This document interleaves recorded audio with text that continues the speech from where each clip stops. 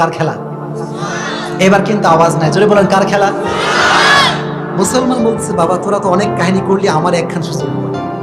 আমার একটা কি দে? সুযোগ দে। আমি সুযোগটা কাজে লাগাতে পারি কিনা দেখি। দিবে না দিবে না দিবে না, জোর করে নিয়ে আসছে।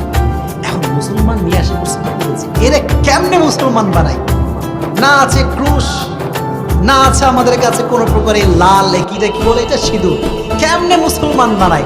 কোনো বুদ্ধি পায় না। সকাল থেকে সন্ধ্যা বসেই আছে, চিন্তাই করতেছে।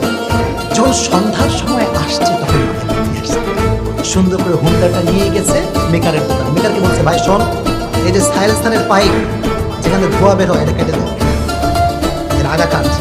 আগা কাটলে আওয়াজ কি কম হবে না বেশি হবে?